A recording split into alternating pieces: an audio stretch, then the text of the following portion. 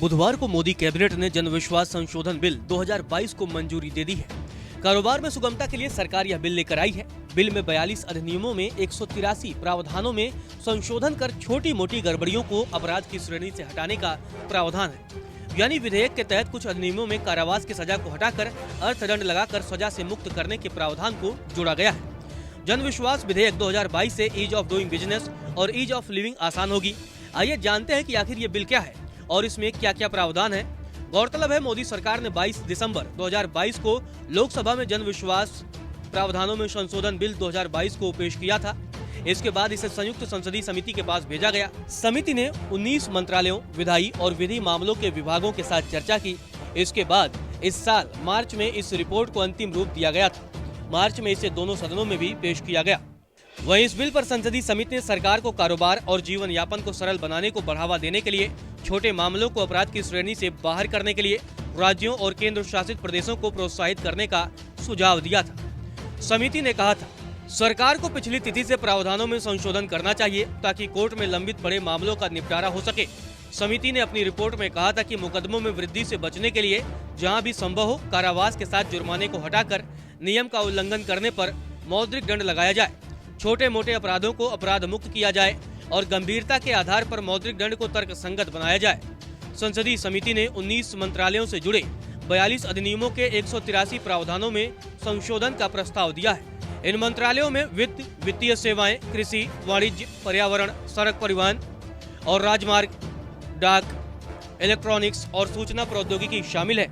Report में सार्वजनिक ऋण अधिनियम 1944, फार्मेसी अधिनियम 1948, सिनेमेटोग्राफी अधिनियम 1952, कॉपीराइट अधिनियम 1957, औषधि एवं प्रसाधन सामग्री अधिनियम 1940, मोटर वाहन अधिनियम 1988, खाद्य सुरक्षा और मानक अधिनियम 2006, मनी लॉन्ड्रिंग निरोधक अधिनियम 2002, ट्रेडमार्क्स अधिनियम 1999, रेलवे अधिनियम 1989, सूचना प्रौद्योगिकी अधिनियम 2000, पेटेंट अधिनियम 1970, पर्यावरण संरक्षण अधिनियम 1986, मोटर वाहन अधिनियम 1988 समेत 42 अधिनियम शामिल हैं। दिलचस्प है कि एक सुधार पीएमएलए में भी है, जिसका ईडी विरोध कर रहा है।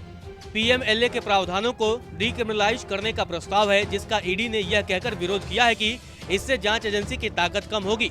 जनविश्वास बिल में कई अपराधों में सजा के बजाय जुर्माने का प्रावधान है। इससे आम लोगों और कारोबारियों को अपने काम में आसानी होगी। जनविश्वास संशोधन बिल के क्या फायदे होंगे, चलिए आपको बता देते हैं। केंद्र सरकार के मुताबिक जनविश्वास संशोधन 2022 में कारोबार की सुगमता के लिए छोटे अपराधों से जुड़े प्रावधानों में संशोधन की व्यवस्था है। इससे ईज ऑफ डूइंग बिजनेस और ईज ऑफ लिविंग आसान होगी। कई अपराधों को अपराध मुक्त बनाने से अदालतों का बोझ कम होगा। इसके अलावा जेलों में कैदियों की संख्या भी कम होगी। एनसीआरबी 2021 के आंकड़ों के मुताबिक कुल 4,25,000 की क्षमता वाली जेलों में 5,54,000 कैदी थे। इस बिल के पास होने के बाद क्या क्या बदल जाएगा, चलिए कुछ उदाहरण के साथ आपको बता देते हैं। इस बिल में कृषि उत्पाद ग्रेडिंग एंड मार्केटिंग एक्ट 1937 में भी बदलाव की सिफारिश है। अभी जाली ग्रेड डेजिग्नेशन मार्क बनाने पर 3 साल तक की सजा और 5,000 रुपए के जुर्माने का प्रावधान है, लेकिन बिल में सजा का प्रावधान हटाकर 8 लाख रुपए तक फाइन का प्रस्ताव है। इसी तरह सूचना प्रौद्योगिकी एक्ट 2000 के तहत कानूनी अनुबंध का उल्लंघन करते हुए व्यक्ति सूचना का खुलासा करने पर 3 साल तक की कैद या 5 लाख रुपए तक का जुर्माना या दोनों भुगतने पड़ सकते हैं। लेकिन जनविश्वास बिल में इसे 25 लाख रुपए तक फाइन में बदलने का प्रावधान है। इसी तरह से पेटेंट्स एक्ट 1970 में भी जुर्माना बढ़ाकर अपराध मुक्त बनाने का प्रावधान है। पेटेंट्स एक्ट के उल्लंघन के मामले में अब 10 लाख रुपए तक जुर्माना बढ़ाने का प्रस्ताव है।